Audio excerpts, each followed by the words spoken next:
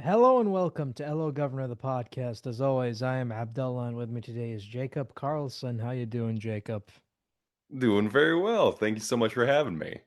So good news, bad news. Good news, I finally watched Twist. Bad news, I finally watched Twist.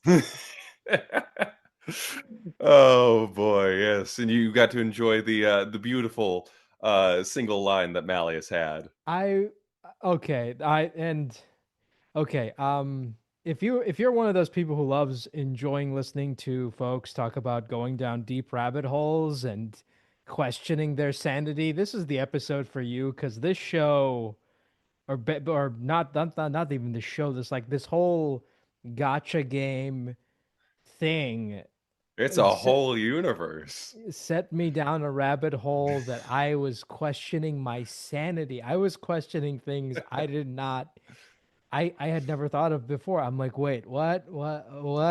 Because they had announced, okay, that it's getting an anime adaptation, okay, and then they announced the cast. Okay, this is a really pretty cool cast, and then it's like you watch the first season, and it's like, did Matt Mercer even say anything? Was he even in this? He has a whole beautiful thing where he's a server and all that. Yeah, no, it is very funny because I was wondering how they were going to do that because I played through the game before I actually recorded as Malleus, and so I knew that some of these characters didn't appear until like book 5, 6, and 7. I'm like, huh. I sure hope that we get more lines. So I was very pleased to see that we had some chances to appear early. That was fun. I mean, because it's funny because usually whenever I interview a guest, I usually ask, like, what was your favorite line? What was your favorite moment? Can't do that with Malleus because he's barely in the first season. Exactly. Just I think they forgot to invite me. On the bright side, we also had I got the pleasure of playing one of the house ghosts as well. So that was fun. I was the big pudgy one, which was pretty funny. Yeah, but like I was just looking at the cast and it's like, oh man, they got this person, they got that person. And then, it's like, okay, were they even in this? And it's like, I guess. I mean, Major Attaway had a couple lines. Does that count? Hey, listen, it counts for the recording session. We're all happy on that front. Oh man, yeah. No, it would be unfortunate if we got if we were paid per line. That'd be tragic for some of us. I tell you what. Yeah, because I'm someone who did not play this game. I had no interest in this. I'm like, it's a gotcha game, but I have no interest in that. That's like that part of my life is over. I ain't touching that. But then, they announced that they were going to be doing an anime of it, and I'm like, okay, I'll watch this. And I'm like, wait a minute, what? I have Yeah. so many questions about this, and I'm just confused, and I'm just like, but what? Yeah, no, it was fun to get to see everybody's reactions to some of the stuff. It was also entertaining seeing how they had the differences between the game, the manga, and even the anime on the different ways that they went about things. And so that was, I think that's fun for fans to be able to experience the story in a few different ways on that, while also giving new people a nice digestible way of kind of getting involved with the universe and being like, oh, okay, this is the vibe that we're going for. Okay, I can rock with this. It just confused the hell out of me because it's like, okay, it's a universe based on the Disney villains. Okay, I can get behind that. And then it's like, but why is Hades the tech guy? That makes no sense to me. Why is Hades the tech guy? Listen, I mean, the Greeks were very forward with science. It only makes sense that they had death lasers. Oh, but yeah, no, it is fun because even later in the series, you get a little bit more information on all of that. But it is definitely funny in thrown in randomly and be like, okay, cool, iPads, right? I'm following you. Queen of Hearts, sure, okay. Beastman, I follow you, and you're just kind of having to nod your head along and be like, let's see where this thing goes. There was a lot of stuff that really bothered me because it's like, you know the principal character who shows up and you're thinking, "Oh man, this guy this guy must be a badass, right? You know, he's gonna do something really cool. And then he does nothing. And it's like, why are you the principal again? Why are you the mentor character again? Good old Crowley. He he has his own special, unique way of helping. Delegation is really his strong suit, I feel. Like, you, child, quickly go do something. Oh yeah, no, it's interesting. It's a whole cast of fun characters. I'm looking forward to everybody getting a little bit more information on the people who didn't get the spotlight on this one. I also think that'll be good for the later seasons as well, not having to worry about doing the prologue that kind of had to set the stage, which I think will make it easier for them to enjoy that 8 episode cycle that it looks like they're doing. Yeah, I mean that's one of the reasons I watched this. I'm like, oh, it's only 8 episodes. Cool. I can just power through this. I don't have to like Exactly. Binge watch. that in a day. You're done. I don't have to watch like 12 or 13 episodes. It's just like 8 episodes. It's great. Yeah, exactly, right? And you don't have to worry about like the second cour that a lot of animes are doing where they'll do like 12 episodes and then 12 episodes and that's season 1. Makes it nice and digestible for everyone. Oh, you didn't like Attack on Titan splitting its final season into 12 parts? That was great. Oh man. Yeah, no, that one. So when I was originally watching Attack on Titan, I had avoided spoilers for the entire series since it came out, which I don't know how I did that. It just had never interested me until like the final season was coming out. I said, you know what, final season's coming out. Let's catch up. We'll binge watch the whole thing, see what the whole hullabaloo was about. Loved it. Got all the way to the end of part 1 of the final season, and it ended on a cliffhanger. I said, oh, well, that's not going to work. And so I immediately just started reading through the manga at that point.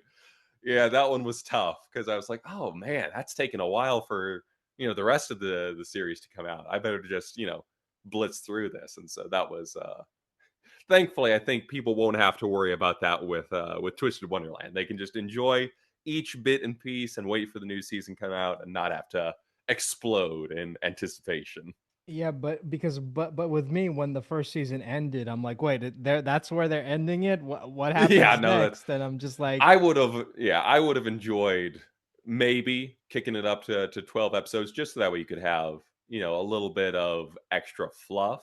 But yeah, no, I could see the argument on both sides. I mean, and the arc of season one, and I'll give this show some credit, and people might. This is my hot take. People are gonna hate me for this, but I do like the fact that the first story arc is only 8 episodes long.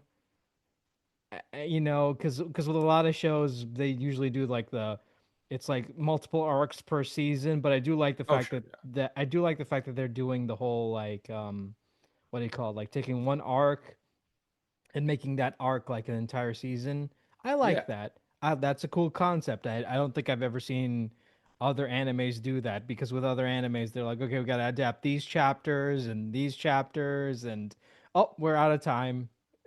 No, yeah, absolutely. It's a very I'm trying to like concise, short and sweet. Each one is kind of its own story. It's almost like they took a friggin' collection of short stories, made it into one season, said, "There you go. That's all you need for season 1.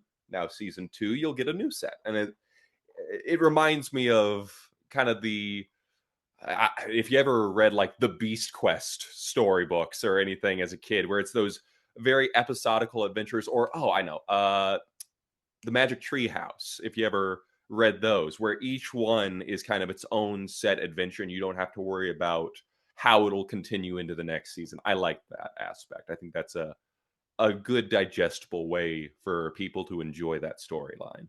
I mean, basically, it's basically a sitcom where you know how sitcoms every episode you can watch any episode and it doesn't matter because they're all self-contained or they have no effect on any arcs. That's basically that, you know. Yeah, I could see that. Yeah, where you have the tangential relations, but everything is tied up neatly. Yeah, that's true.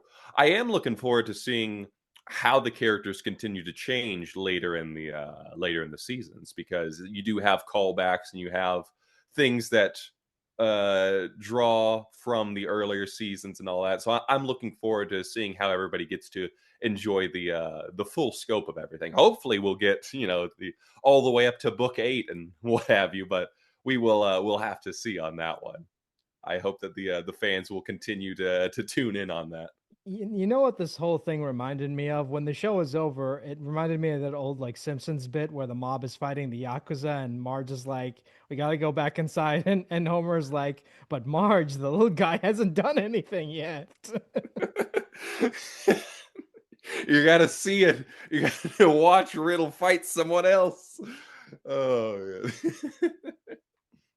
Yeah, no, that's great. What'll also be interesting is I know that the manga has a different protagonist each with each arc. I don't know if you've looked at the manga at all, but so Yukin was for the first book, and then there's a different you each season for the manga, as it were. And so I'm interested to see what they'll be doing anime wise on that. Yeah, I was, and that was another thing that confused me. Is like, wait, they're self-contained stories, but each story has a different protagonist. But Yeah, why? it'll be Why? interesting to Like, see how they. it's one of those things where it's like, but why are you giving me? Why are you trying to get me invested in this character only to be like, oh no, we have a different protagonist for the other arc. But I want to see what happens to you. I want to see what happens to you. Well, and the interesting thing with that is one thing that I do like from what I've seen of the manga is each you is kind of a foil for the main, I suppose, the main character of that arc. So Yukin was the foil of Riddle, both of them having that diligence, hard work aspect, and going in two different ways. Yukin being more of a coach, Riddle being more of a tyrant. I think it'll be interesting to see what happens with the later seasons as well.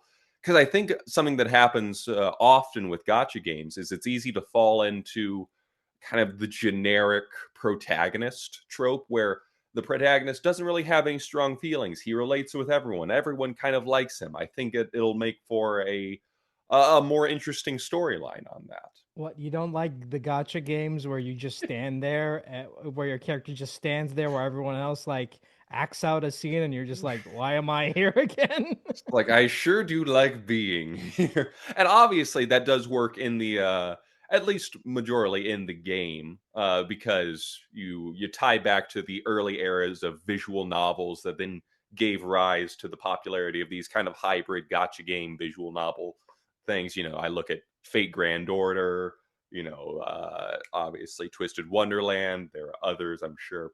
But I think that if you're going to be telling a story with that, you do need to have it be where the character is an actual character and has convictions and values and a bit of a backstory, which I do appreciate that they're at least doing that with this. One of the things that really annoyed me about the first season was like, I like Hugh's character. I like the idea of like of a person getting isekai'd and them having no powers and them having to use their like normal skills to rile everybody up. And I'm like, is this gonna happen, guys? Is this gonna be like a Mighty Duck situation where he has to be the coach?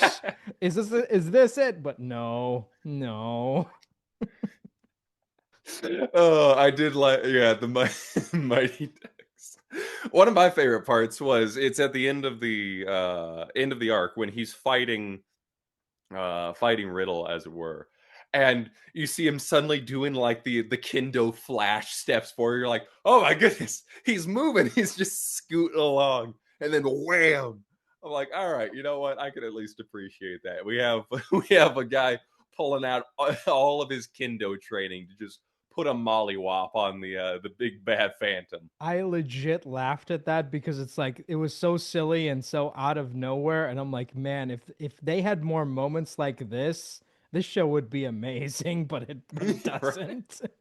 Well, there's some things that I am super looking forward to in book 2 of the manga that I'm hoping will be translated well into season 2 when that comes out. And so I can't wait to see because it's those same type of moments of like, man, what are we gonna do against a big old phantom? And it's like, all right, time for the elbow drop. It's like, all right, show them what we can do with no magic. Yeah, that'll be fun. but And I of course, but I did like how they worked in the Phantom Blot into this. I'm like, okay, that's mhm. kind of a clever way to do that. And I'm gonna, this is my hot take. They did it much better than Epic Mickey did. I'm just Oh gonna yeah, say no. it right now. I am a big fan of not only the designs. The overblots look sick, with the phantoms and how it essentially does a magical girl transformation for the villain character. But I do like, also, I'm not sure what they did with, whether it was CGI or hand drawn or a combination of both. I really liked how alien the phantoms felt, while still looking like they fit in the world, but you could definitely tell that there was something unnatural about them. And I think that that lended itself well. Everything was well put together animation wise. It can always be a little bit of a rocky road whenever you're doing CGI and anime. It can either go well, it can go poorly, or it can be kind of somewhere in between. I think this one kind of capitalized on that little bit of uncanny valley feeling that you have whenever you see those like models in a 2D world, as it were. I mean, there are moments that I did really enjoy. Like I love seeing the Seven Dwarfs house completely abandoned. I thought that was an amazing visual and it's like legitimately creepy, but then it kind of falls flat when you see the actual monster and it's like, "Oh, oh no." Yeah, Uh, and obviously, I'm looking forward to seeing how more and more characters appear in that, because it'll be fun to. I think one of the best parts that I always enjoy of the game, is being a Disney kid myself, is seeing the references pop up, like you mentioned, getting to see the Seven Dwarfs house, getting to, even listening for the little references that they put in dialogue and all that. I know I've seen a few clip channels that they put all the little tidbits and references all together, and so I'm a fan of that. Even the fact that they got the original voices for Alice and the Queen of Hearts on that. I was like, I didn't know that that was even a thing. That was a surprise to me. for the So I English thought, dub or for the English dub or for the Japanese dub? I believe they got them for both. Because I think I didn't watch the Japanese in full. I watched bits and clips of it, but from what I saw, I thought that the Japanese also got the original Japanese actresses for Alice and the Queen of Hearts. I know we definitely did for the dub. Because I didn't watch the dub. I watched it subbed because I just wanted to see how I just wanted to see how they would handle it. And it was weird. And a funny thing is like I think Crowley's Jap Seiyu is the same Seiyu who does the voice of Simba in Japan. Oh, that's fun. So I thought that was pretty cool. No, yeah, that is really cool. One thing I found interesting, apparently, the actor for Lilia, Crispin Freeman, and the Japanese actor for Lilia, whose name unfortunately escapes me at the moment, the reason that they brought Crispin on, at least from what I remember of the story that he mentioned, was they had originally shared a character back at the start of Crispin's career, and so they said, "Well, we need to find someone who will perform well on this." And they said, "Hey, we got the perfect person.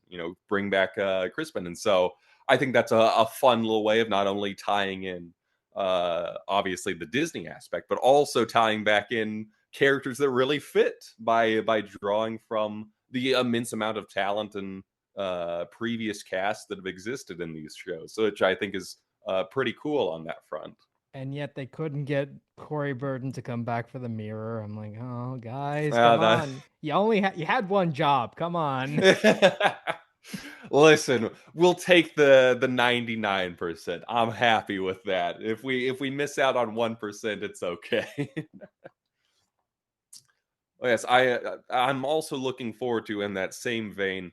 I'm now excited for each of the flashback scenes in the later seasons. I want to see if we can, bring back the other actors from the, you know friggin', if we get, oh shoot, who was it Michael Irons for the voice of Scar?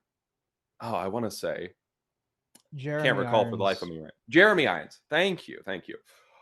Even like that, that would be really cool. Whether we get later on with Hades and all that, I'm looking forward to seeing. And I wonder if they would pull actors from, even if like Kingdom Hearts sound alikes or something along those lines. I'm excited to see the possibilities on that. I have no insight, but I think it'll be really cool just as a fan of all of this myself. I mean, they could just use the archival audio. I mean, it's just basically the scenes from the movies, you know? Also true, yeah. I that's what I assumed they originally did with the flashback scenes in season one. Apparently, no, they actually brought them into record on that, which I was surprised by. I figured that, like you mentioned, it would be easier to just use the archival audio, but it's cool that they get that little breath of fresh life into them. I think I know why they did that because the archival audio would sound noticeable because it was recorded in the 50s and it's like, Yeah. oh, people will notice. Maybe they might be able to sneak away with it in some of the newer aspects. Maybe the 90s audio will still sound fine as long as we're not going all the way back. Yeah, because if you go back and watch Alice in Wonderland and you listen to the audio quality, it's like, oh yeah, it's you can tell this was recorded in the Oh 50s. yeah. Well, yeah, exactly. And that's true of anything on that. Even us going back to the original, Dragon Ball Z dub or something like that, and you listen to the nowadays, even Super or Daima or anything like that, you can obviously tell that there's that difference in not only technique, quality, recording. So yeah, you definitely have to figure out a way around that. Otherwise, you will be shell shocking some people. Yeah, it's shocking going back and forth between like animes that were dubbed in like the 2000s and watching something that was dubbed now, and it's like, oh boy, the difference. Yeah, no, definitely a difference on that. But yeah, it's been fun. This has also been my kind of anime debut, so it was extremely fun getting to be in the nitty gritty of it all and kind of see on the inside things that I had only been seeing on the outside for the most part. And so it was very cool. I was very excited to see how everybody would react to it. I was very pleasantly surprised at the overwhelming positive reception that we had. Obviously, going into these things, whenever there is a large existing fan base like you have with Twisted Wonderland, you want to be doing everything right. You want to be making sure that the fans first and foremost are happy, and then going out from that point, you can then branch out to the new audience, as it were, and reach people that didn't know about the property before. But it seems like everyone has really enjoyed it, which I've been very pleased about. Because it's just such a weird show, and I get it. I get it. It only exists to advertise the game. I get it, but at the same time, it's like I'm looking at this from a narrative standpoint, and it's just so weird. Listen, if we can have, reincarnated as a washing machine in another world, I think that we're entitled to pretty anime boy Disney villains. I mean, that's a whole other point of contention because I know, I mean, depending on who you ask, people either like this aesthetic or they really, really don't like it. Well, and that's true. I think that that's true of most things on that front. You're going to have the people who really enjoy it. You're going to have the people that don't like it, and you're making it for the people that enjoy it. Because if you try to make it palatable to every single person, no one's going to like it. You get a watered down version. The fans aren't happy. The new people couldn't care less. I would rather, with properties, that they focus on the things that made them successful, focused on the point of view of the fans that really enjoy it, so that way you can get the proper product rather than trying to branch out and make itself as palatable as possible. Nobody's gonna like everything. That's how it goes. You gotta pick and choose your battles on that. I mean, I'll be honest, like the one thing that really carried season one for me was Riddle's arc, and that was it. I mean, well, he's probably the only character who has an arc, but like, but still. Yeah, and obviously that is one thing, of course, that people mention, is that with the focus being on the overblotters for each season, there's that worry that you put too much focus on one character.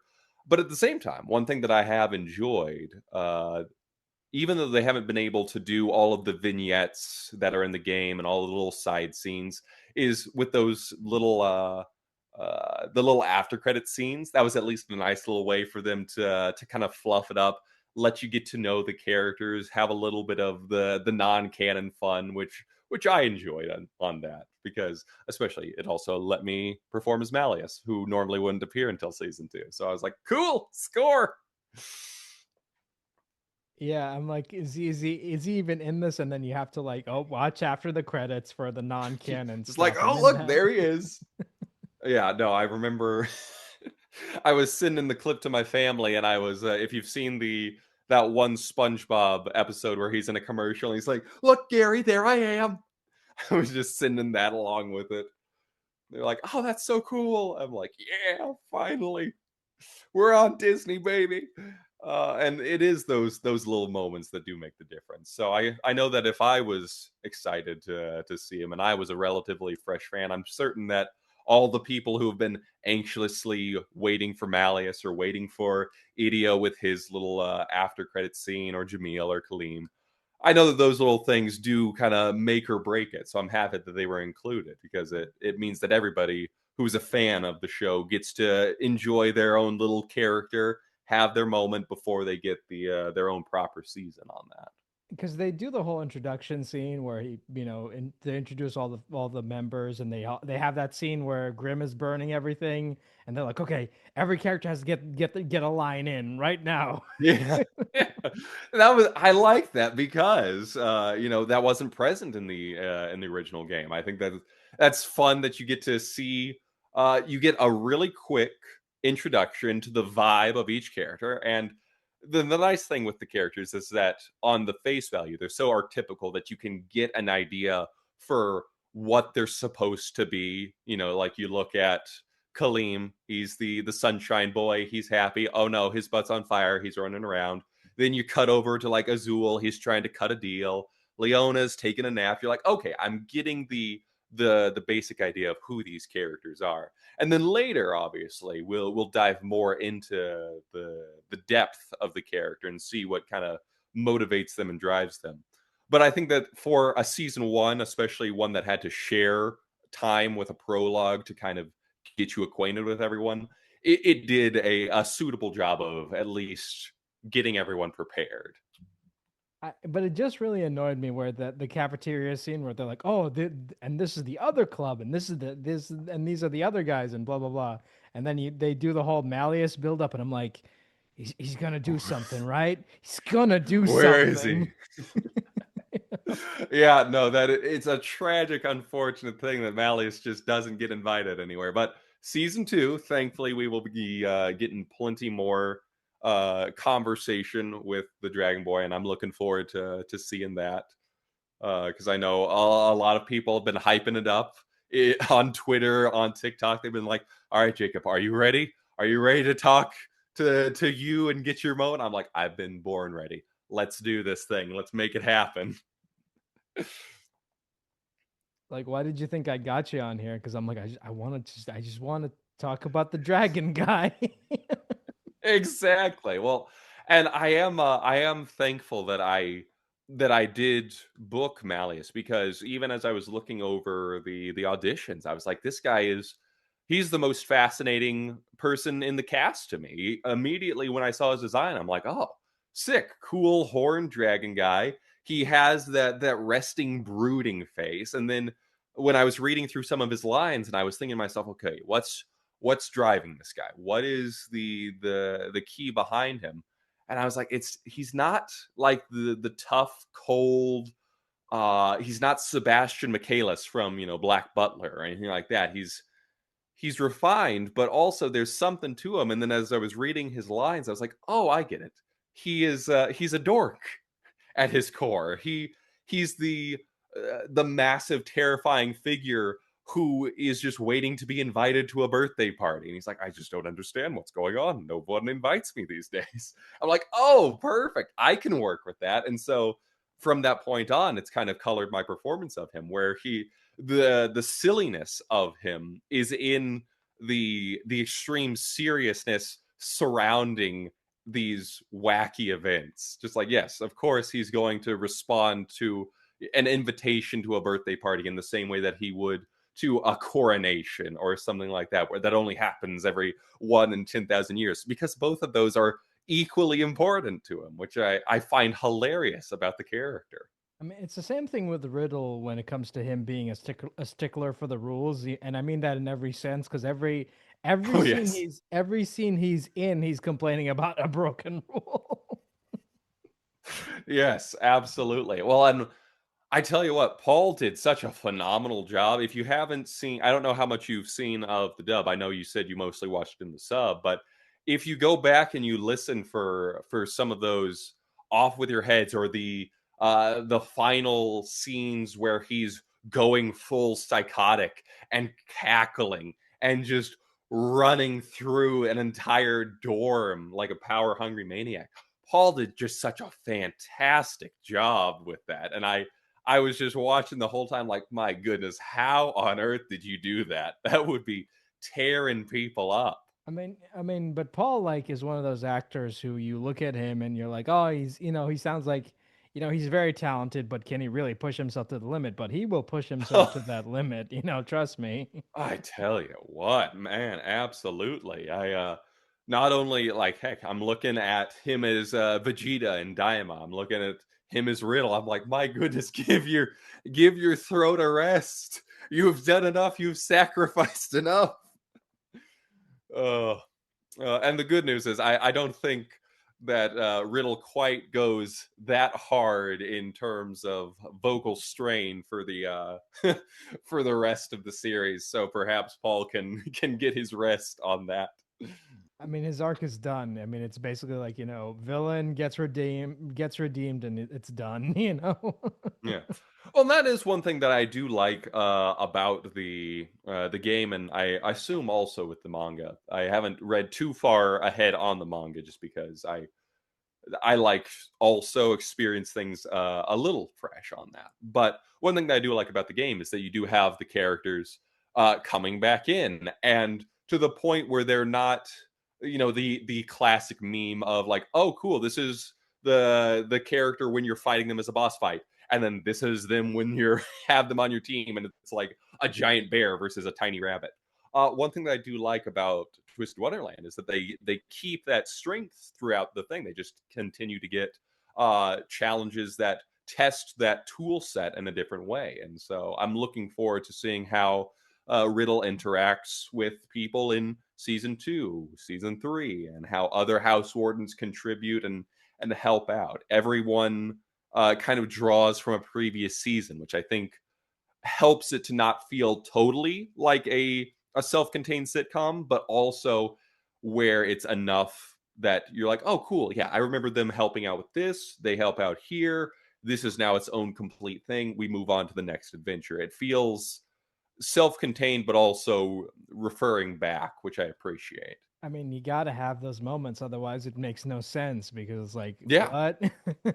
Yeah, exactly. Because otherwise, you would say, well, hold on, wait a minute. If we're having trouble with, random guy who has a ton of magical potential, how are we going to stop him? Oh, if only we had some guy who could seal magic.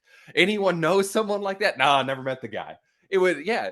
Fans would say, well, hold on, Riddle's right there. Why don't you just go ask Riddle? And I'm glad that they remember that and they draw from that and they look to the previous characters to see how they can help with the next adventure, and it has that nice progression. It almost, I'm a big D&D guy. It reminds me of these D&D adventures where you're like, okay, cool, that's unrelated, but I do know this guy. Let's go back to the original place that we started at, ask for his help, and then you keep moving forward. No, but I love those tropes. I mean, I know they're cheesy and dumb, but I lose my shit whenever I see a Chekhov's gun being played off later on in the Oh story. yeah, absolutely, because otherwise, yeah, like you said, if Chekhov's gun is there and it doesn't fire, it sucks. Nobody wants it. You got to make sure that you're keeping things internally consistent, which I think can sometimes be a struggle for things, especially things that run for a long time. You end up forgetting, like heck in book 8, you're like, oh shoot, who do we have on this? But with Twisted Wonderland, they do a great job of making sure that gun is racked and firing each season, which I really appreciate. Yeah, I mean, I just love the whole like, when they set something up and it's like it might come in handy one day and it does You and I'm like, never yeah. know. It's like, yeah, no, it is cool. I even like what they did with the spirit camera that you can get at the start of the thing, because in game you get that, and that's kind of like the lore explanation for the cards and why both the like why each of them have that normal state, and then like the groovification state where it ranks up the card from an SSR to a UR and so on. And so the in-game explanation is it's you taking pictures of these characters in these moments and keeping them on hand. I like what they did for the show, which was like, oh hey, remember that camera? Here's the in credits scene. All of the compilation at the end, the party, all of that. Here's the camera going off. Enjoy that. I'm like, all right, cool. I get resolution for why that's a thing. I mean, it's just one of those things where it's like, look, this was in the game. We got to work it in the narrative somehow. Exactly. We got to make it happen.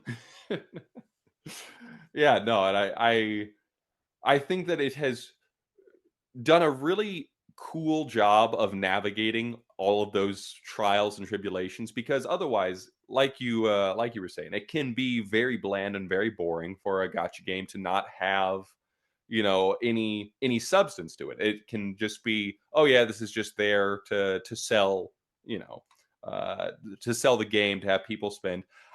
Obviously that's the key term behind any anime. You want it to sell things, but at least with Twisted Wonderland, I appreciate that they're putting in the effort. They're making sure it's a quality story, quality animation, quality music. They're using music from the game. It's like, all right, this does feel a little bit like a labor of love, which I appreciate. Plus, like they do the whole thing where it's like, hey, here's a bunch of Disney references, and it's like, okay, that's nice, I guess. Yeah, exactly. All right. I'm glad that we're getting the Disney references in. That's what I'm here for. Show me the funny. Perfect. Thank you.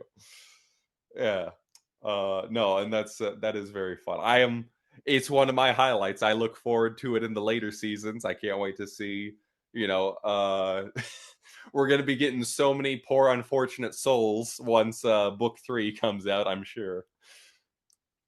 Oh man, it's gonna be fun. But I think the thing that bothers me was, and this is just me being, I'm biased here, but I'm okay. The villain roster.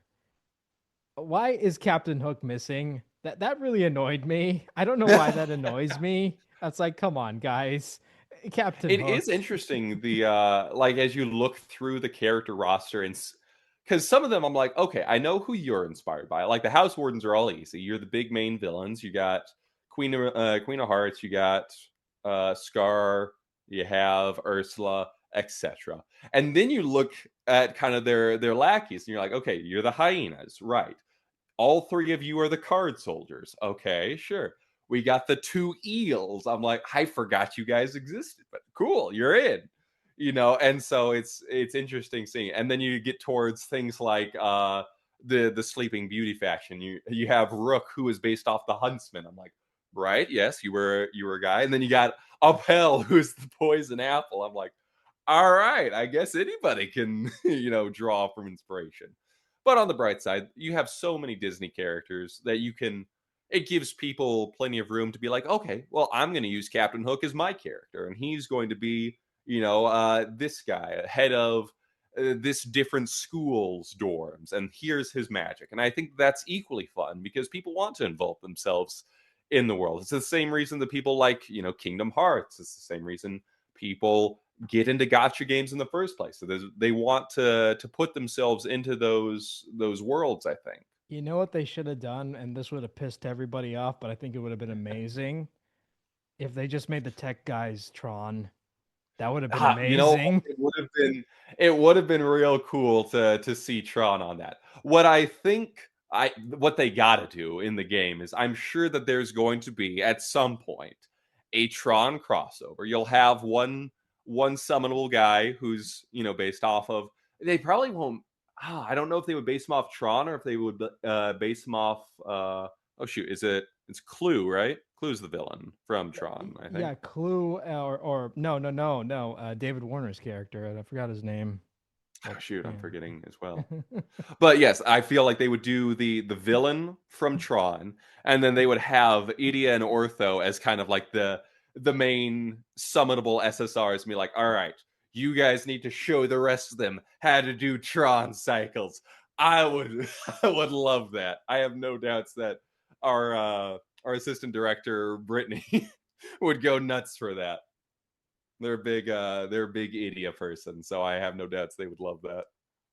I look. I'm basically what I'm trying to say is like just give me Corey Burton's characters and I'll be happy.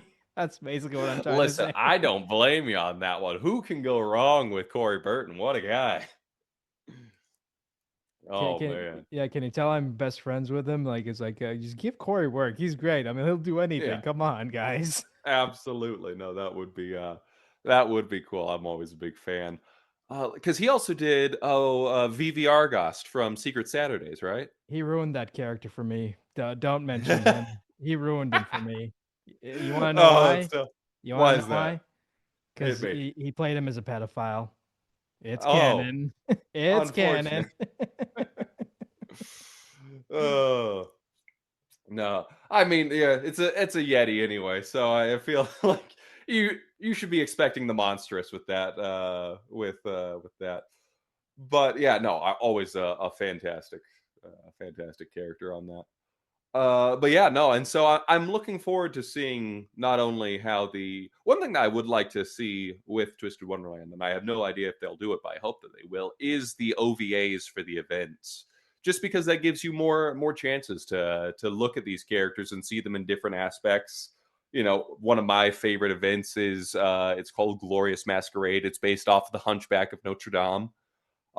So everybody's got these really cool masquerade outfits. You have Count Frollo, or no, Judge Frollo as the main villain of some other school. And I'm like, all right, this is cool. I like this. This is a fun break from our usual stuff. Yeah, I'm kind of hoping that we get more, like you said, more seasons, but more stuff along the way. Because I feel like this franchise has legs, and Oh yeah, I'm kind of like I kind of want to see more of this. Because look, man, it did its job. I watched season one, and I'm kind of like, am I? it gets you hooked early. It's like, you know what? What do we got for season two? And I seriously started asking myself, is this like, do I want to go down this rabbit hole? Is this something I want to care about? But Well, and the like you mentioned, it's so easy to just eat up 8 episodes. You're like, yeah, you know what? I got time to do this. I'm on a plane flight. I'll watch 4 episodes there. I'll watch 4 episodes back. We're done. And I've prepared myself for the next season, and it keeps going and going, and eventually you get you get close to these characters. You're like, you know what? I like this guy. What else we got? And you want to see them in different situations. You want to see them going to Halloween Town. You want to see them do a Christmas adventure. It's fun. It does have legs, like you mentioned. but I really do hope that we eventually get an English dub for the game itself, because I feel like that's a missed opportunity. I would love that. Obviously, I have no idea on what they'll do on that front. Just because who knows what the property decides and all that. But if they ever asked, absolutely, I'm there in a heartbeat. I love all of the lines in the game, all of the dialogue. It's fun. It would let me perhaps maybe get to enjoy some more dialogue as Malleus early, which I'm always a fan of. But yeah, no, I would love that. We'll see what happens on that front. At the very least, I'll happily take doing voices for the fans at conventions. Like, Jacob, can you do this line? Absolutely. We won't see it for several years. I can give it to you early. Because I don't know if you have the same experience, but with me, I feel like the older I get, the more I become the manga guy who gets really into a manga, and then that manga gets an anime adaptation, and then I'm like, Just get to my favorite part. Just get to my favorite part. You know what? That has happened with me a couple of times. Because I remember there have been like you mentioned earlier, AOT. When I read through the manga and then the actual anime came out, I'm like, well, I've kind of already gotten through this, so I don't really want to wait each week. So I'll kind of wait for everything to come out, and then I'll see my bits and favorite parts, and see how they adapted this and that. I wanted to see how the ending would be impacted, and it was interesting to see on that.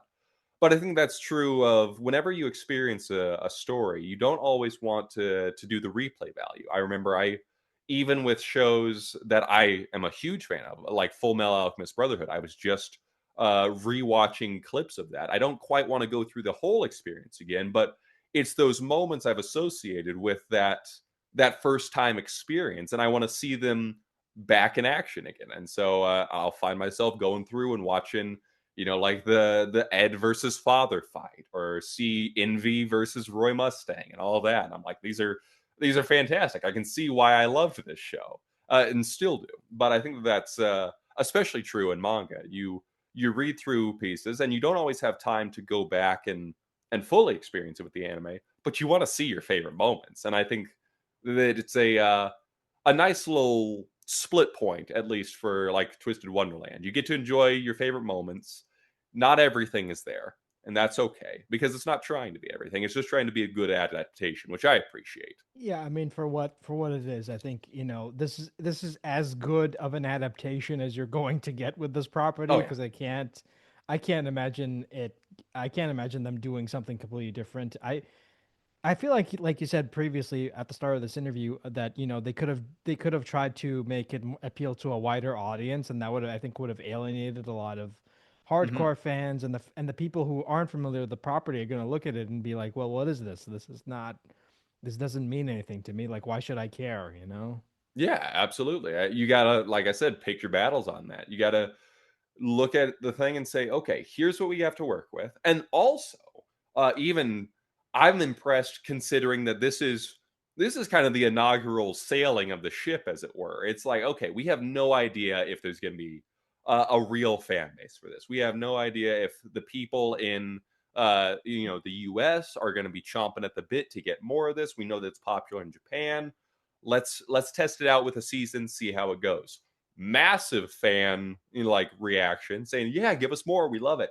Now I think that also gives it maybe a bit more sway going forward, saying like, okay, we need to make sure that this is not only as good as it was, but continuing with each season to get better, because no show's without its criticism. And you'll see plenty of fan critiques of the show online as well, which I think are valid in that sense as well.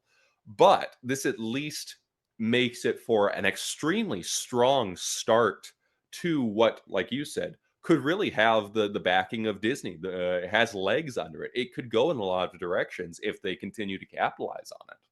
Because like I said, I like the concept. I want to see more of it. I'm like, okay, this is interesting. Because and look, I would not say this about any isekai show, because I do not like that genre. Let's just be clear here. I think that genre is like, I've seen so many garbage isekai shows that I'm just become numb to it at this point. But Oh man, for an yeah. isekai show, this is like as close as it's going to get to like a decent one. Yeah, I would agree on that, absolutely. Because also, I feel like with a lot of isekai shows, they do exactly the opposite of what we kind of did with you, where it's like, here's this no magic guy, there's no catch, he doesn't get any like power boost, he's good at what he does. This one can do kendo. That's all you're getting out of him. He's not going to be pulling out like the ancient forbidden magics that only a low level adventurer can use. And so it's not pulling the rug out from under you. It tells you right at the start, here's what will make you efficient. He can get this gaggle of strong headed knuckleheads to work together, which will actually turn them useful. Because I think that it's hilarious at the start when they're saying, like, yes, the only other like academy that can compare to us is Royal Sword Academy. Well, why did they win? Well, they know how to work together, and well, they didn't get into a fight every time, so that's probably it. Hey, maybe you can show them how to do that. It's like, okay, cool. I can try to to reason with these people. And I do like that, like you said, you I think is a great foil to Riddle, and because they're totally different personalities, and he's the only one who can stand up to him because no one else is gonna bother, and Right. then him standing up to him is what eventually leads to everyone realizing, oh yeah, no, this something's wrong with Riddle and he needs help. Yeah. Maybe we let this go on for just a touch too long in hindsight. Oh well.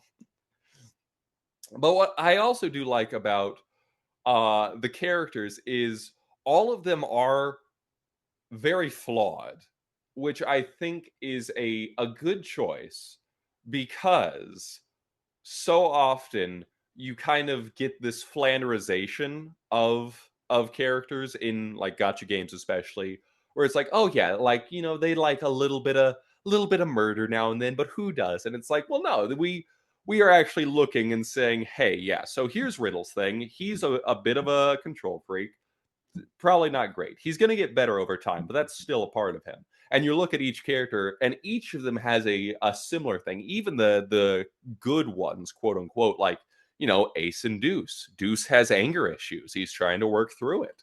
Ace is a smug guy, and he kind of deserves to get punched in the face now and then. I like that because it makes it easy to have an opinion on the character, because whether you like them or whether you don't like them, no one is really like boring, which I think is the worst thing that you can do for a character, is have them be boring. At least let me either like them or hate them. That's how I want to handle it. Yeah, like you said, and I do like what they did with Deuce and Ace, because they could have easily just been like the generic like side characters that just show up to hang around with the hero, but like they have their own issues, and I do like their flaws. I do like the fact that Deuce has repressed anger, and it's like played for seriousness. I mean, it's not played for laughs. I mean, yeah, there's that whole thing where it's like, he might get, they make a joke about him getting stronger when he gets angry, but it's not played for too much laughs. And I do like, like you said with Ace, when he challenges Riddle and gets his ass kicked, you kind of don't feel bad that he got his ass kicked, because you're like, dude, you brought this on yourself. It's like you were asking for it. Who can say, both of you are in the wrong here, and Riddle's about to kill all of us, but just don't steal a tart next time, my man. Come on. And also another thing that I do really enjoy is the unique magics of the show. I tie back to, I was always a big fan of Fate, and I liked the Noble Phantasms. And so for this, it reminds me of that. It's like, oh, cool. I like getting to see the effect of it, and also see kind of the inspiration behind it. Like, with Trey's being paint the roses. I think that's cool that he can overwrite the aspects of a thing and change the flavor, the consistency, all of that. Cater, it's neat that he can do, duplication and all of that. We didn't get to see Deuce and Aces because I don't think that they at this point in the story have a unique magic. But even with oh shoot, I'm trying to think of if there was. I don't know if we've seen anyone else's. Obviously, Riddles is super cool. And I look forward to seeing everybody's reaction to the other ones, because they do only get a bit cooler and more grand. My favorite is obviously Malleus's because I'm deeply biased. But the other ones are equally cool. Yeah, it's one of those things where you look at them up in the manga and you're like, I just want to see this animated. Yeah, just like, oh, this looks so cool. Come on. And so yeah, I'm very excited to see what is on the horizon. Not only for obviously myself, this being my debut, I'm excited to see how it continues to grow. I hope that it does continue to grow. I want it for my castmates as well. I know that we had a few debuts as well, and so I'm excited to see them continue to grow, and I'm excited to see what continues to happen with Twisted Wonderland and the fan base. And I hope that it'll continue to pay dividends for everybody, and everybody will be happy to see this continue to grow and flourish. Yeah, I mean, I'm happy that I'm good buddies with Hunter, and I'm kind of glad that they got Deuce. I think they did a great job with the material, and I'm kind of glad that they're getting more recognition, for that role. So that's Oh pretty yeah. cool. Absolutely. And yeah, it's been such a pleasure getting to talk and know everybody. This is, like I said, it's my first foray into it, so it was cool getting invited to a cast party and getting invited to the Christmas party for the studio and getting to finally talk with people that I've only really talked with online. And so I'm excited because it's a whole new cast, whole new experience. Everybody's having a great time. I'm hoping it only continues to go up from here. Yeah, especially when you look at some of these people's credits, I'm like, huh, they haven't done much. That's pretty cool, and I like that. I'm like, yeah, yeah, just give new people like that, what do you call it, like that opportunity. I think like one of my biggest issues nowadays is like, especially with anime dubs, I feel like they played way too safe by casting like the safe bet. But I'm kind of glad that this one they're trying to be like, okay, let's experiment a little bit. Let's get the veterans and let's get some new guys in there and see Oh how they yeah, I do. mean, yeah. Look at the cast, and you see titans of the industry. You see Matthew Mercer, Crispin Freeman, J. Michael Tatum. People that I'm like, oh, I was a huge fan, and now I and others are in that same position. Then you have people that are branching out, getting more recognition. Like you mentioned, Hunter with being in Panty and Stocking. It's great to see them also getting roles in this. Jonathan Hoff, fantastic. I and then you got in the towards the fresher side, you have Greg and myself, and it's really cool to see such a varied cast, and the fact that we were able to have a lot of remote recordings as well was really cool. I know one of my friends, Danny Kramer, he plays Sebek. He's up in New York. I'm here in Arizona. I'm like, we're scattered all over the place. Oh, so you're not based in the LA area. That's interesting. No, yeah. Yeah, no. So that was normally it is a at least a point that I have to be prepared for. Of if a studio asks me to fly out to LA, I'm always more than willing to. But it's always nice to be able to use the home studio that I have prepared, and I do all my auditions from. I'm like, great, I can put this to use. I can have a great recording session, and then not have to worry about flying back home. Yeah, because it's like I can't imagine that being a lot of fun. Where it's like, oh, you got to be in studio to record this thing, but I don't want to go on a flight. Tough. We gotta you gotta Yeah, be in tough. studio. Make it happen. I mean, the alternative is I can just drive 6 hours to LA, but I think I'll take the hour flight. Not too bad. I mean, look, man. It all depends on where you get your seat. Because sometimes I've been on hour and a half flights or 3 hour flights, and they were nightmares because I just got stuck next to some freak shows. Oh man, yeah. Yeah, no, you do have to be careful. Thankfully, I have like TSA pre-check and all that, so I'm at least well experienced with travel. I had to do a lot with my family, and so I know that the tricks and tips of the trade. But yeah, no, you are absolutely right. If you are seated next to a nightmare passenger, oh man, that hour is gonna feel like 4. And if you have the flight all to yourself, that 4 hour flight's gonna feel like 30. It's even worse where you're sandwiched between two like heavy set guys, and it's like, oh Lord.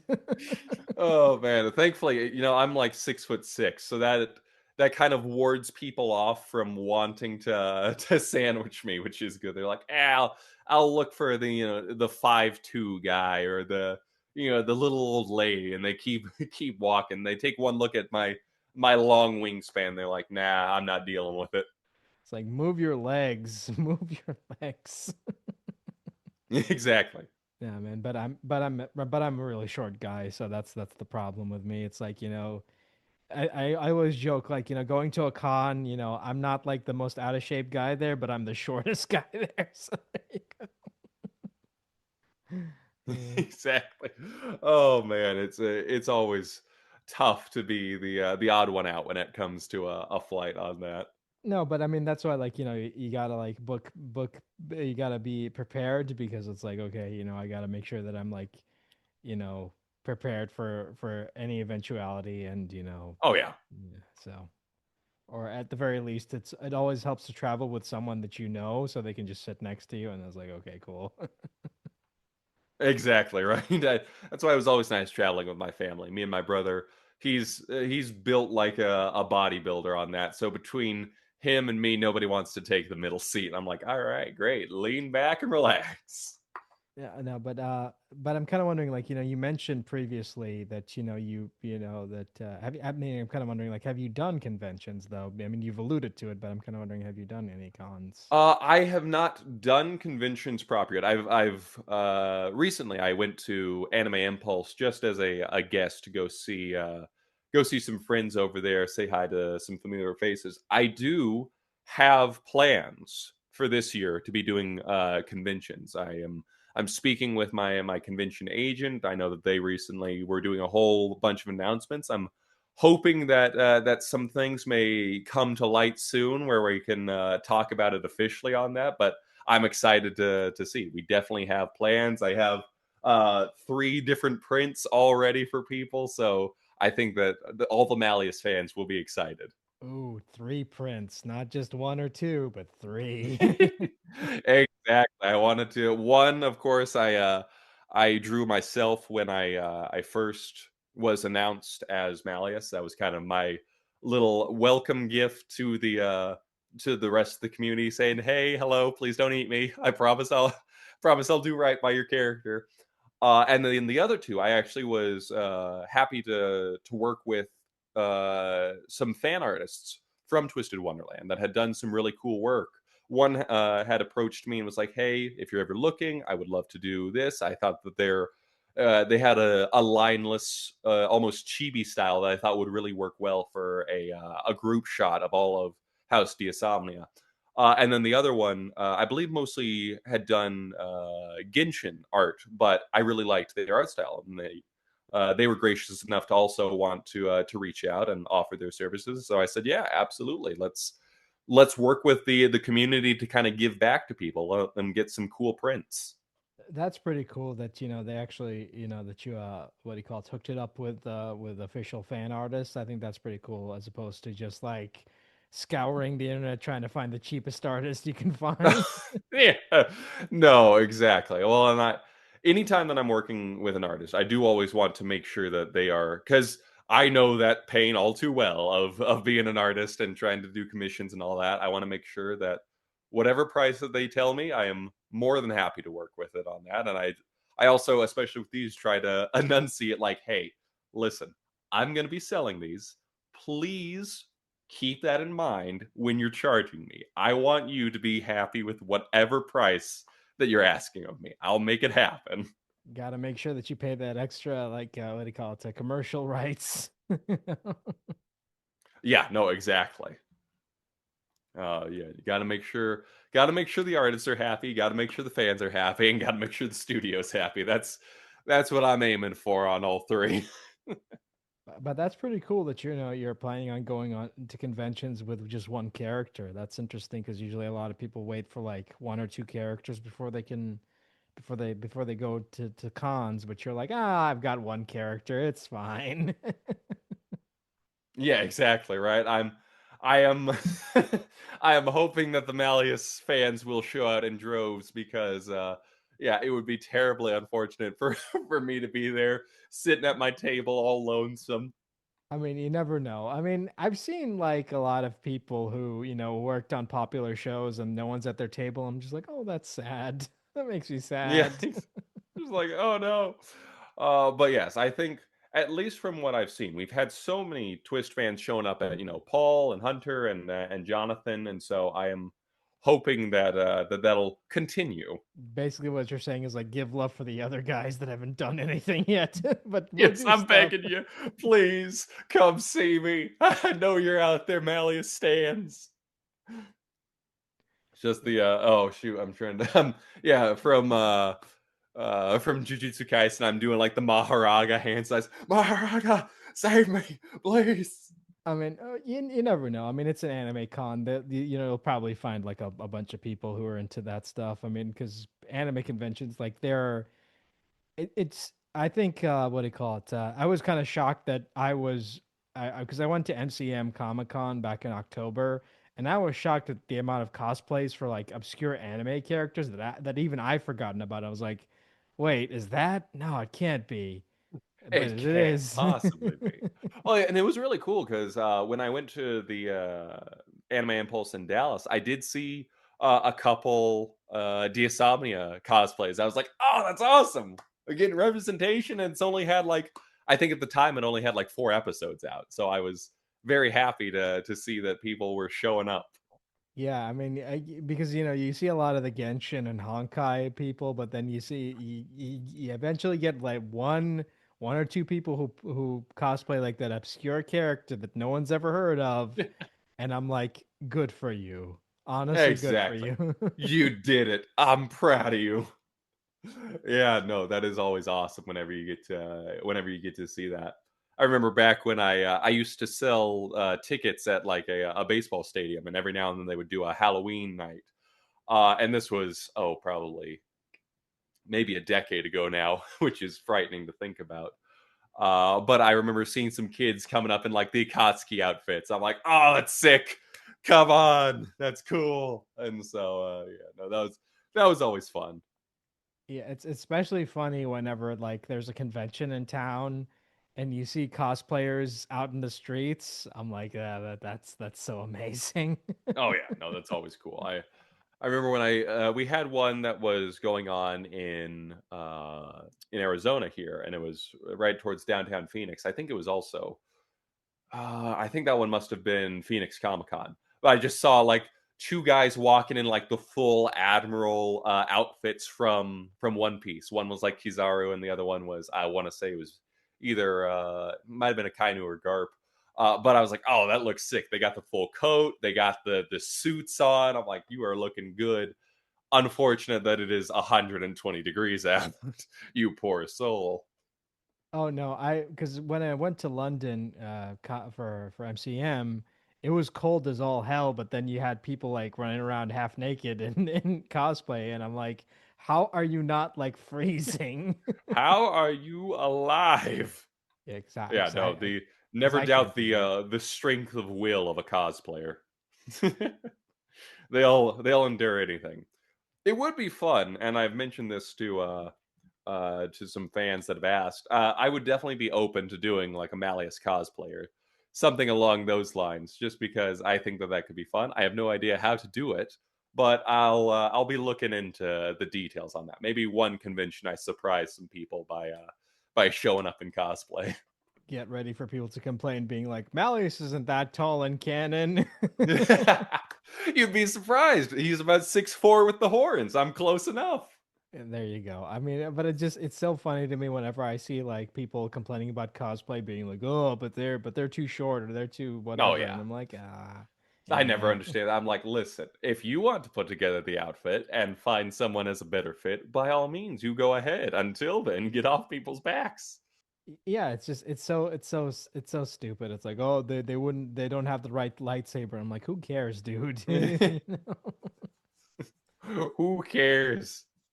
Oh man, isn't that the truth? Some things that people get hung up on, I'll never quite understand, but that's the nature of the internet. I every now and then I just gotta remind myself, like, listen, nobody's real on the internet until you meet people actually in person. That's how they are. I know, but at the same time, it's so weird to me that people will get hung up over like the most stupidest things, and I'm Oh just yeah. like, I don't like. Surely you have better things to do with your day, right?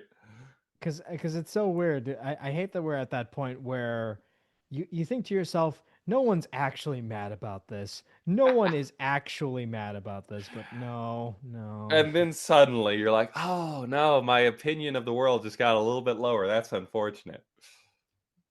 Oh man. Yeah, no, isn't that the truth? I tell you. The things that people get hung up on are wild. I never understand the nature of things on that front, but I suppose to each their own. I can't control how how they react. I can only look and shake my head on it and be like, "Man alive." Yeah, you'd be surprised at how many, cause cause look, I know a lot of people are entitled to their opinions, and I'm like whatever. But so I do like I just to put that out there, guys. I do read every comment on TikTok and Instagram. Just putting that out there. Oh man, yeah. No, it's the nature of the internet. The anonymity makes it easy for people to forget exactly that there are other people behind the camera, behind the character, behind the screen on that, and so it's always good to whenever one is feeling that inclination to also join in. It's good to take a step back and say, "Well, hold on. Let's think about this. How would I be in this situation?" The age-old golden rule: treat others as you want to be treated. Yeah, because I don't I don't I mean I keep to myself. I mean obviously I have my own opinions, and I'll complain to tons of people about the stuff behind the scenes, but I don't to air my opinions publicly, because I honestly think it's kind of like, no one cares, man. You know? Exactly. Yes, exactly. Isn't That's how I've kind of gotten over the years? Because originally I would think like, oh, you know what, I could probably like contribute to this conversation, and then after a while, I just started thinking, yeah, but do you care? Why would anyone else care? Do you even care? And it's like, oh, you're right. No, I don't. I got to take a step back. It's tricked me into thinking I have an opinion on this. Oh, okay, Oh yeah, it's just my mind goes to the one scene from like Boondocks where it's like, hey, let's get into a fight. It's like, wait a minute, I don't have to, and you just keep walking. It's like, wow, come on. No, because it's funny because whenever I do a rewatch of a show or something I haven't seen in years, I get that inkling of, it's like, I want to talk about this. I want to write something down or talk about it, but then it's like, does anybody outside of me care about this? No, not really. Exactly, right. And at least, yeah, that's why at least you get the opportunity to talk about it with other people in person, or whether it be over a camera on that. It kind of takes away a little bit uh of the self focus, where it's like, well, hold on, let me formulate what my opinion is. You can state your opinion. We'll have a dialogue on this, which helps to break up the idea like, okay, well, I'm just going to go shout into the void a little bit here. We'll see if anyone cares. Yeah, because look, man, I've read so many critical posts about specific fictional characters, and I'm just like, nobody's getting this mad about this stuff. No, Come on. exactly. It's like you have focus, go touch grass, go enjoy your life. It's fine to have insights on a character. We don't need to delve this deep. It's chill. Life goes on.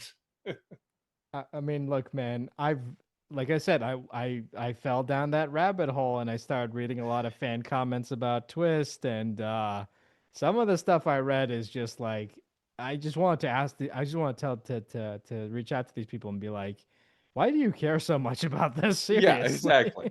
Yeah, no, I remember seeing, comments about like, "Oh, there's not enough girls in the show." I'm like, "Do you care? We can I give you permission. You can go watch whatever you want. I'm chill. You won't hurt my feelings if this isn't for you." Oh, but yes. I think that it is human nature to want to have an opinion on things and to want to feel heard and understood and valued. I think that maybe people often look in the wrong places for that. It definitely won't be in the comments of an Instagram video, or a Reddit post. You're probably not going to get what you're hoping for there. The internet is more often negative than it is positive. So it's always a good good thing to keep in mind. Yeah, no, because I swear, like, if I had not looked at the positive fan reception that you guys got from your announcements, I would have just assumed everybody hated this property, because I could not find anything positive about it. Well, yeah. Well, and you know what? It's the what's the old saying? It's the vocal minority. You know, the people that are negative are always louder than the people that are positive. Because the people that are positive are having a great time. They're watching the show. They're not complaining. Very few people kind of go out of their way to say, "Man, I sure do love this delicious chocolate bar that I'm having." But it'll be really easy to find someone who's like, you know what? I've always hated chocolate. I can't stand it. I'm gonna go tell people that I hate chocolate. It's like, listen, if you don't like chocolate, that's fine. No one really needs to know. It's chill. It's all copacetic. Yeah, it's especially jarring whenever you're trying to like whenever I see something I really like and I want to like analyze it or talk about it in more detail, and then you stumble across like really dumb discourse, and I'm like, why are we doing this? Go Oh away. yeah, no, that there are a few things that nearly pull me in, but anytime that I see like if I'm really enjoying watching something, or and I'm stumbling across like a reaction person, I'm like, oh, what's their thoughts? I shouldn't have watched that. Now I'm just mildly annoyed. I need to just walk away, and otherwise I'm gonna try to get involved, and then no one's happy. So really, I think it is a skill to develop these days to be able to be silent in the face of people who are objectively, wrong or don't share your opinion. It's like, you know what? I don't have to prove anything. I can just be dead silent and nothing changes. And we're chill. And my life is better for it. Yeah, it's just one of those things where I mean I have my opinions about the stuff, but I'm not gonna like what do you call it? Go on rants or be like, "Oh, this is the worst thing ever," and people who like this are stupid, or yada Yeah. yada yada. I don't care. Like I'm just like, whatever. Yes. Well, it's even a thing that I have seen happen to whether it be not only actors on the voice side, but every now and then you'll see it like with on camera actors or artists or something like that. You'll see them they'll get heated from talking to people that are being detractory of the property or that say you know what this sucks or anything like that and it'll come back to bite them because it more often than not does harm for you to get involved with these people. And so I think that it is one thing that I have especially tried to make sure that I am good at is being silent, being positive, and then letting everything just flow around me. The age old what was it? Bruce Lee, be water, flow into any container, let it move around you. Yeah, no, that's how I'm trying to go on these. Yeah, and it's especially jarring whenever you're trying to have a conversation with someone and they start like ranting about something that you have no that like that's you have no idea what this even is about, and I'm like, why are you telling me this? Yeah. Well, and, I used to work in banking. I would be a teller, and then I moved on to be a banker later on. The amount of things that people just tell you, and they're like, I don't know. Do you want me to fix this somehow, or are you just kind of venting to me? Because if you're telling me that your problem is you don't want to have to make payments on your credit card, I can't. I can't help you on that. You're the one that put the stuff on the credit card. If you just want to yell towards me, I can just stay silent. What are we looking to do here? So yeah, it's the statement that everybody needs to work retail at some point in their life. I can see the reason why. It trains you well to be able to handle conflict. Yeah, that's why like whenever I have a problem with something and I go there and I try so hard to avoid conflict as much as I can. I'm like, just I have this problem. Can you fix it? Yes or no? And if you can't, I have to like be really really careful how I choose my words. Yeah, exactly. You have to remember that. I remember one thing my dad told me whenever I was growing up, and we would be traveling around to different places. He said, "You never know who is sitting right next to you. You always have to imagine whoever you're talking about is sitting near you because you just can't know." And I've tried to take that to heart. Is being like, you know what? If I'm not gonna say something to someone's face, I shouldn't be saying it at all. And so I'm thankful that he instilled in me at an early age because otherwise, yeah, it's asking for trouble. No one likes a gossip. No one likes a guy who just runs around throwing his opinions at people. It's like, did we ask? No. Yeah, it's just it's so weird. Like, you're having a conversation with someone, they spot something really weird, and I'm just like, how do you expect me to respond to this? Like, and I'm guilty of that as well. Like, sometimes I'll get heated and I'll say something I shouldn't, and I'm like, oh shit. It's really easy to let the steam out fast, and very difficult to put it back in. It's like, shoot, I should have thought about that for an extra second. That's on me. Yeah, but I mean, that's human nature at the end of the day. Like, human beings Mhm. are like that. We're complicated creatures, and we can't we're contradictory, and and what have you. Absolutely. That's why it's a skill you got to build up. You got to actively go against the instinct of being like, you know what? I should just let this person know what I think. It's like, hold on, wait a minute. That may feel good right now.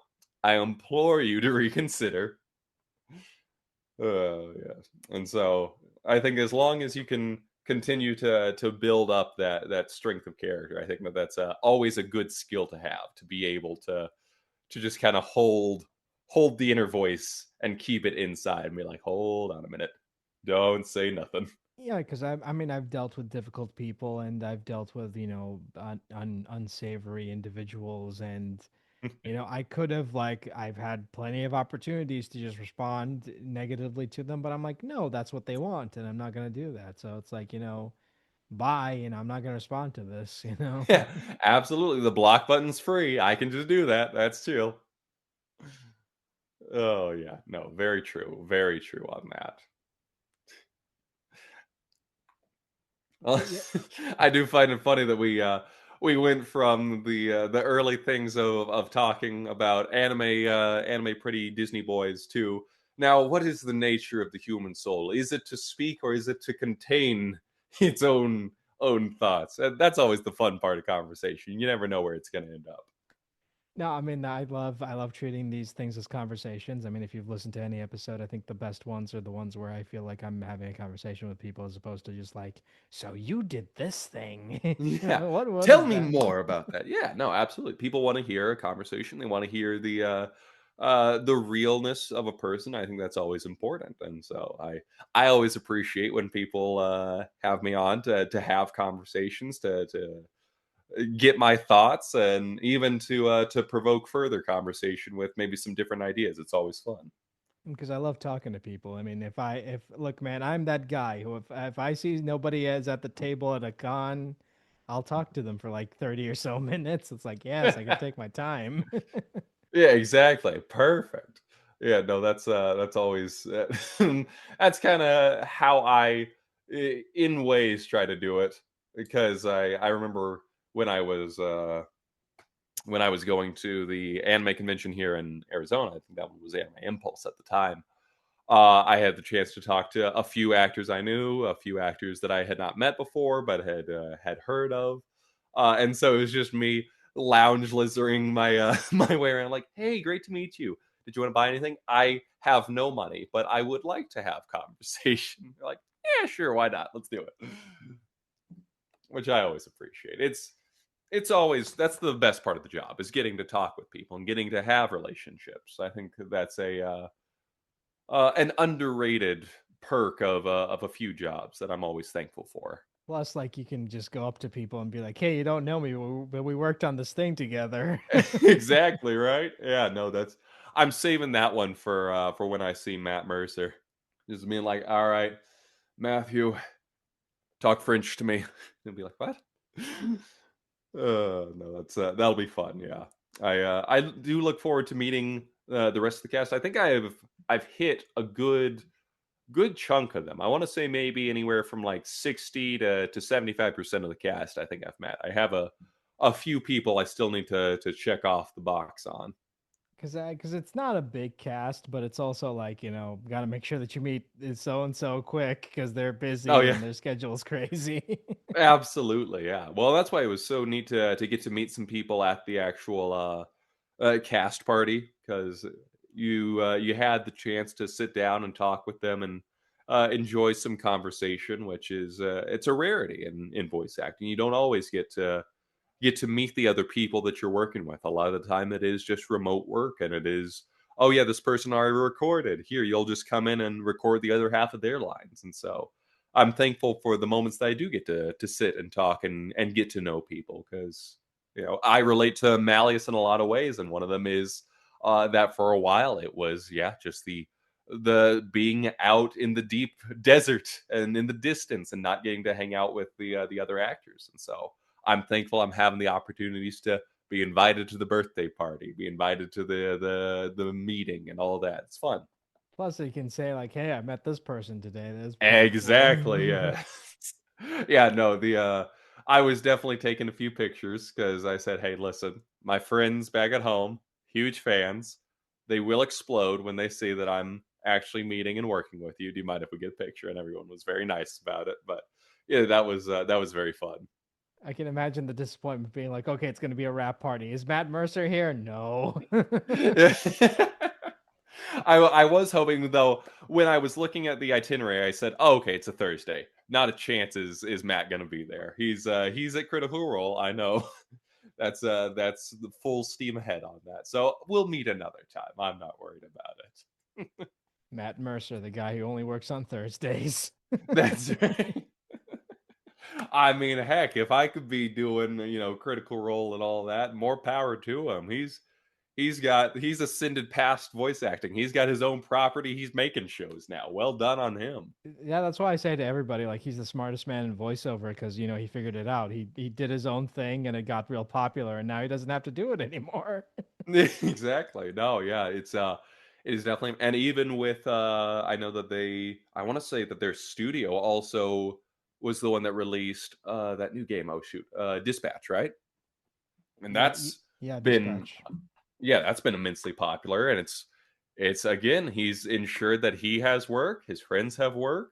He gets to bring on other people from the industry. He gets to make, which is always the goal of every actor. Everyone wants to create their own little portion and their own little piece, and it's just a matter of getting there. And so it's very, very cool what he's done. I hope that we have the chance to work together on some of it. I would love to maybe one day be on one of the future Critical Role seasons, with that they're doing with the animations and all that, whether it be Vox Machina, Mighty Nine, something like that. Hit me up, Matt. Let me know. I would love to be there. No joke. Like I have a funny story about like Mighty Nine because like I know Zara Fuzzle, and she appeared in that. I'm like, oh, it's Zara. That's pretty cool. And then her character got killed off, and it's like, oh, that's a shame. Oh, hi, Sarah. Oh no. Yeah, no, that's always real tough whenever it's like, oh yeah, I'm in this, and then I die horribly. I'm never coming back. It's like, oh, that's tough. Unfortunate. Also, I was kind of surprised that they actually got April Winchell in something in Mighty Nine. I'm like, I know it was just incidentals, but I'm like, it's that April Winchell? Holy crap! Oh yeah, no, it's always impressive. I mean, heck, I loved that they had the late Lance Reddick for Thordak. What a fantastic voice that was. And then, as I recall, I think Keith David replaced him in season 3 of Vox Machina. I can't recall. I'd have to double check. But in any case, you're seeing fantastic voice talent. I love getting to see that, not only because I also originally was watching the original Critical Roles. That's what got me into voice acting, and so getting to see it fully flourish and have people be fans of it as well, I'm always excited to see that. Yeah, it's pretty cool as well, where you watch something and you recognize someone. And it's like, yeah, I know that person. I just talked to them yesterday or so. Exactly, right? Yeah, no, that's awesome. Oh man, yeah, it is always cool. As one of my favorite things is to point out a character as I'm watching, be like, "Oh, I know you. You're that person. Great work." Although there have been times when I'm like, "Wait a minute, is that this person? It is that person. I did not recognize you at all. Well done." Yeah, especially when it comes to Matt Mercer, because I keep forgetting. Like I'm so used to his anime voices. I keep forgetting. No, this dude actually has impressive range, but he just Oh doesn't yeah, use it no. that much.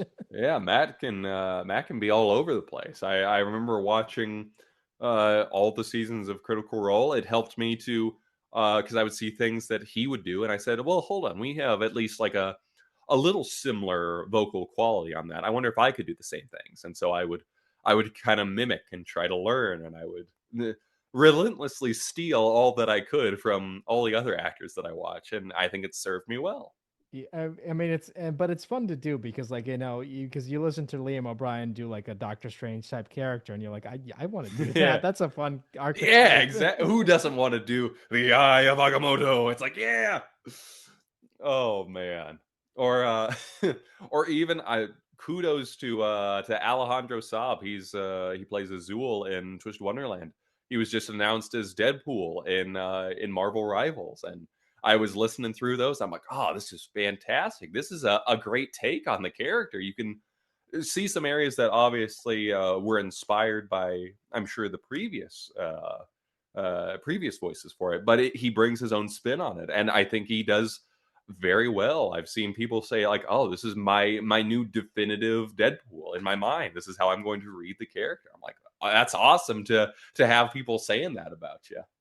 Yeah, because I mean, and I was kind of impressed by it because I remember when they released the trailer, I'm like, I don't know, it sounds way too much like Nathan Fillion, like someone's trying to do like a Nathan Fillion crossed over with Ryan Reynolds, and I just didn't like that. And but then when I listened to the when I listened to more of the interactions, I'm like, okay, he gets the character. And Yeah. while I wouldn't say he's the definitive Deadpool, I mean, because I'm biased. I like Nolan North. I'm sorry. Everyone is. Everyone's biased for their own. I don't blame them on that. But it's nevertheless very cool to at least be punching with some of those, if you're punching up there with Ryan Reynolds and Nolan North, I think that you're you're doing pretty well. I'll take it.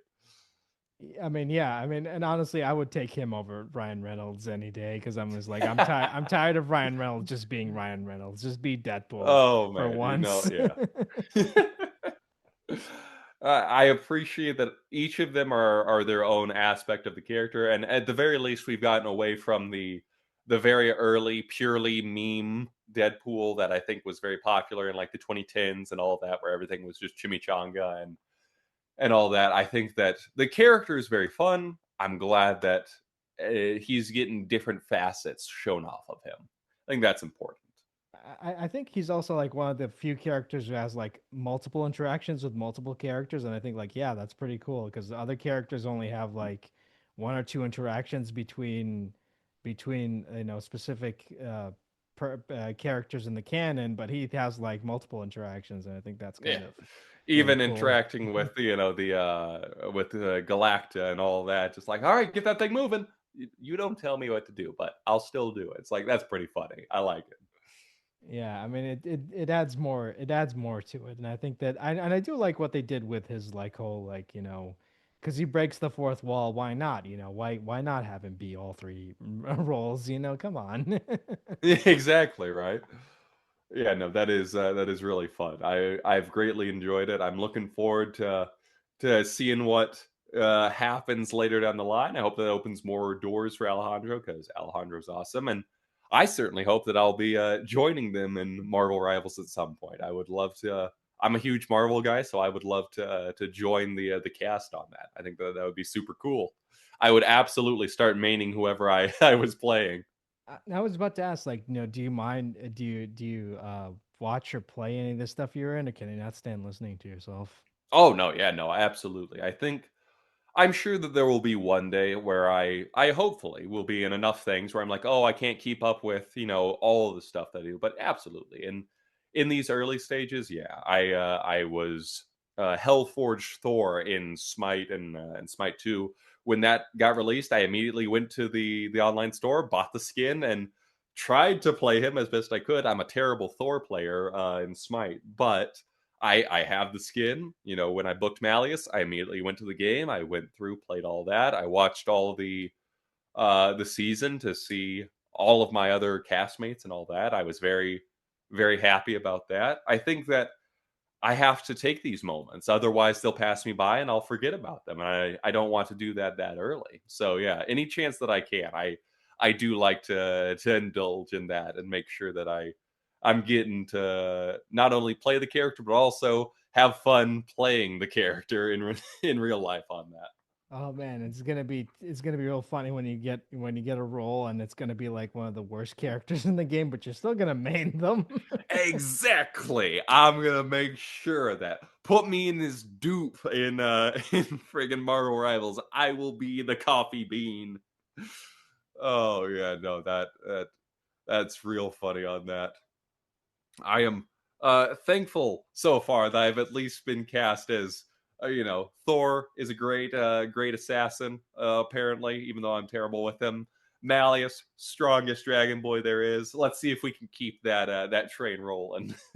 We'll aim for only the A-listers. Oh, become that guy. Become that. Oh, I don't audition unless it's for a main character. Exactly. Yeah. Meanwhile, that's what it says like on my plaque, and then I'm just in the corner like, please, I'll take anyone. It's fine. You can put me as the little animal sidekick. I will be the naked mole rat. Put me in as Rufus. We'll do this. No, yeah, I'm always more than thankful for any role that I'm in because every role is it's an opportunity not only to get to play around as the character, but also you get to meet people. I never quite understand the people who are like, oh no, I don't want to do this role because it's not a lead or anything like that. And I can understand once you get a little bit I suppose bigger in the industry, you start having to be more judicious with what roles you're taking because time is money on that. If you're doing one thing, you can't do another. But when I'm first starting out, yeah, I'll happily be taking any role that I am provided, and I will do it to the very best of my ability. I will make sure that I am working hard as anybody on that. And as far as I know, you've only been in a couple things. Wink, wink. Yeah, exactly. As far as both you and I know. Yeah, no, but I am very thankful for the opportunities I've had so far. I'm hoping that more things continue to pop up. I sure would like that. Yeah, and I hate to cut this short, but I gotta, I looked at the time and I'm kind of like, oh yeah, I gotta get going. So Yeah, no, before, absolutely. yeah, Well, thank you so yeah, much for yeah, having me on. I really appreciate it. yeah, but before we wrap this up, can you give us an update on what you're currently working on and where can people find you online? Yes. So you can, of course, find me most places at Jacob Carlson VO. I'm there on Twitter. I'm there on TikTok, Instagram. I'm working on getting better at posting on. Of course, you can also find me at my website, jacobcarlsonvo.com. Has all my demos, all of that fun stuff, resume, what have you. As for what I'm working on, I'm looking forward to whenever season 2 of Twisted Wonderland is released. I know that they announced it. I'm excited to see when we get to work on that. And then yeah, other than that, I will be keeping everybody posted on possibly some conventions throughout this year. I'm excited to announce all the fun stuff hopefully soon. And hopefully, when season 2 comes out, you can get back on here and we can talk about it in more detail. I sure would love to. Absolutely. All right, take care. Bye bye. All right. Thanks so much.